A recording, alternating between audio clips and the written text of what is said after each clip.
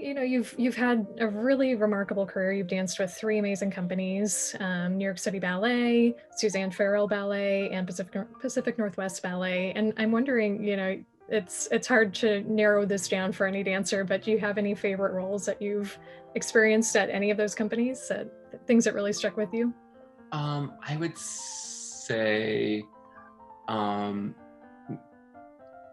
there's always gonna be a few, right? But right off the bat, I would say when I was an apprentice with New York City Ballet, we did a Robbins festival celebration. I can't remember how they marketed it, but it came along with a couple of revivals, which ended up being the only ballets of his that ended up being.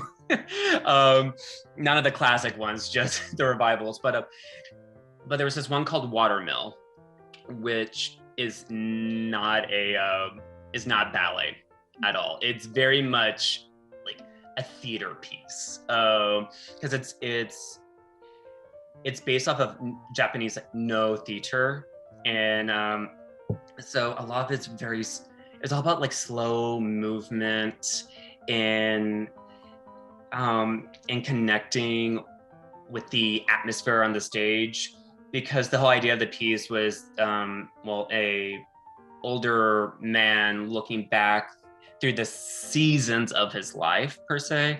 And so my role, I represented spring, so I was a young boy. And I remember that I did get the most dance steps out of the whole thing, but it still wasn't really ballet. But I remember it was the first time I ever had to really truly use my imagination on stage. Really feel the imaginary water, paint the sky, all this kind of stuff. And because of the kind of piece it was, even when I was on stage, it just felt very almost meditative and in a way very self-reflective. And I found that to be such a unique experience that I still really treasure that a lot. And then I would say another big one for me was Baiser de la Fée, that I first did with Suzanne and then immediately did it with PNB. And it's not one of Balanchine's greatest ballets, or not one of his most popular ones, I hate saying. But I always emotionally connected with it while I danced it. I remember just always feeling so sad at the end of it. And I'm not quite sure why. I think the music is just so beautiful. I think it's just also very different from a Balanchine ballet, and the fact that there seems to be a little bit more drama focused on the man compared to the woman. And I think it's also one of the rare roles I got into do that wasn't all about being peppy, being high energy, kind of fulfilling that more typical short male role. So I think I really appreciated that one a lot. And I have to say, I just really connect with Balanchine's Nutcracker a lot. I just do. I probably because I watched it for so long when I was a kid, the Macaulay Culkin video, that I think when I finally started to get to do it, first with City Ballet and then when PNB started doing it, it feels like home to me, both just choreographically and with the music. It felt like home. And it was one of those times where I was always happy to go on stage and do it, despite, it being show number 30 or whatever. It's nice when Nutcracker can still, after so many years, bring you a lot of joy. Mm-hmm. Yeah, not everyone ends up feeling that way. You're 20 of the Nutcracker or whatever it is that you're no, it's great. And the fact that you experienced it in several different ways, makes sense that you had a strong emotional connection with it. So we're thrilled to have you as a teacher of the program. And I'm wondering, what do you enjoy about teaching? You've been teaching for a bit now, and what is it that you most like about doing it? I really like connecting with students.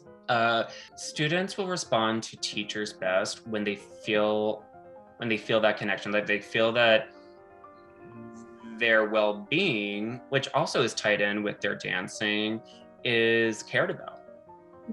That they aren't just something, they're just like a hassle to be dealt with, that they are important in the studio and in the lives of their teacher.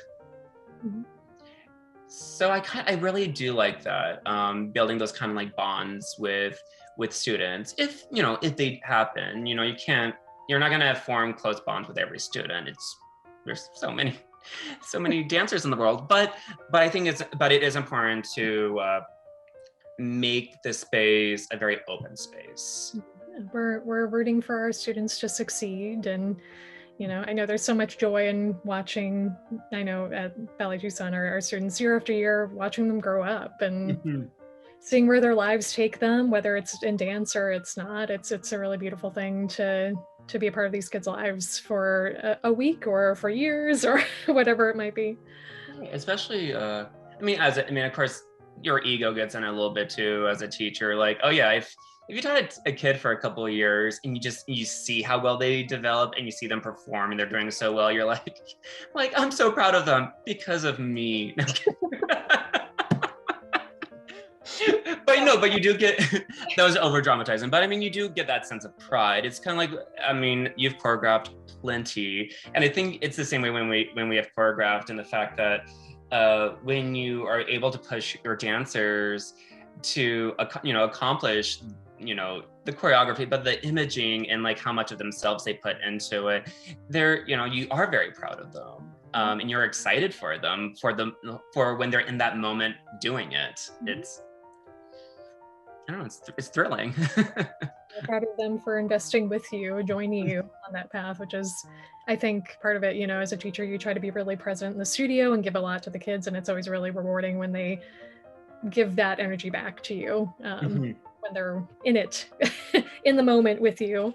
Especially, as you said, we're in a very fast-paced world, so I think the time for class is it's a very special moment to have. It's a time to slow down and just focus on the art and focus on the pursuit of excellence and stop staring at our screens. And it's nice to have these in-person moments together. And I'm wondering, do you have any favorite teachers that you've had in your career? Anyone that had a special impact on you? Well, yes. There's a few.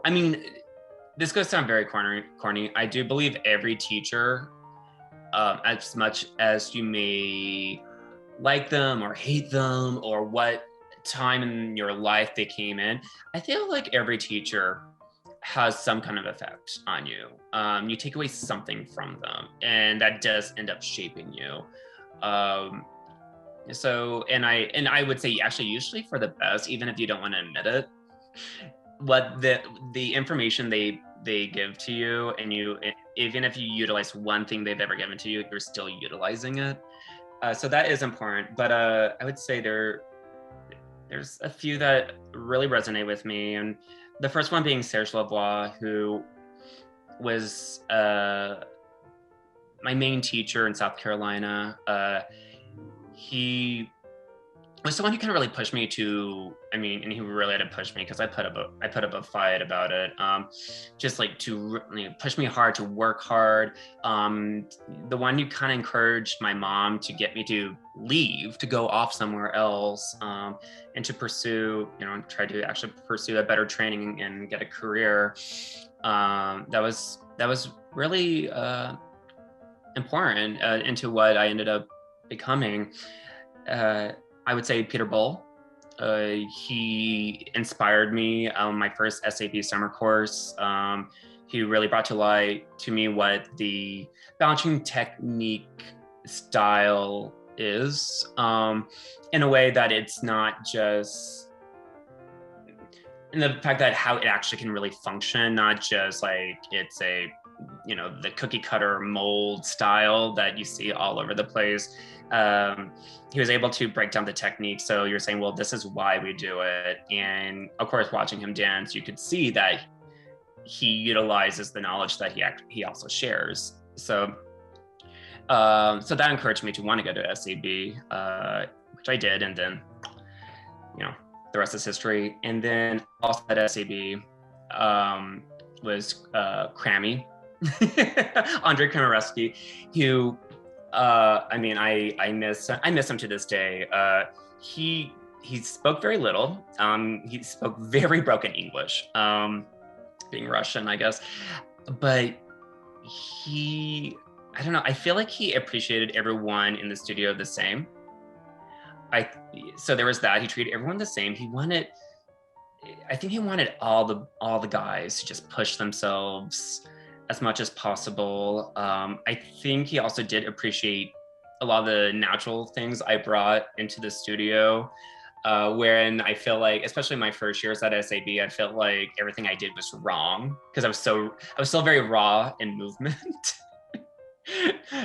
So I feel like he saw a lot of the energy I had, and then he appreciated that about me, and he just always had such great energy. I mean, he was he was like 75, 80. I can't remember how at the time, but he would just walk up to a bar and just throw his leg on top of it in his like sandal, telling boys how to stretch.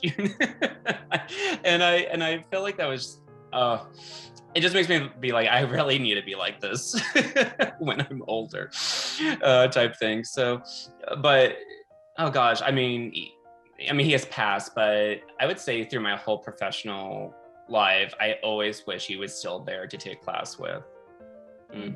Yeah, they were all very important teachers for me.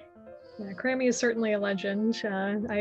I never trained with him personally, but I feel like most people I know that had the SAB experience around our generation were heavily impacted by him. And I had no idea that he could get his leg up on a ballet bar at 80. That's very impressive. I tell you what. Oh, he had this wrist watch that was just diamond studded, and he always wore it. And I'm just thinking, Crammy is bringing out all the bling. I mean, he was such a special, unique person. He truly was. And, heading into this summer program situation, summer programs differ from year-round training for most students. You really get to spend most of your day dancing versus just after school or just on the weekend, whatever the case might be. And I'm wondering if you have any, words of advice for either a summer course student or just something that you particularly enjoyed from your time as a summer course student back in the day. The biggest advice I can give is advice I really should have given myself, and because I had a hard time embracing summer programs, and I think it stemmed back from already being a rather nervous kid. Scared of being in the spotlight, scared of being observed. Especially socially, anxieties always would kick in. I would say that in any summer program, and I'm sure you've heard this before, is to really embrace the class you're given and the information you receive, even if it may not be what you want at the time, especially because the older we get, the more stubborn we become about the kind of information we want to take in. And we want to pick and choose what matters, when the reality is that as I already said, every teacher that you have will impart something on you, and it could truly be helpful moving forward, either in a dance career, but being able to be adaptable and flexible is a good human trait to have in life. So all I can say is to really embrace all your teachers and all your classes. And honestly, if there are certain anxieties like I had about just, being pointed out for being bad or weak or whatever,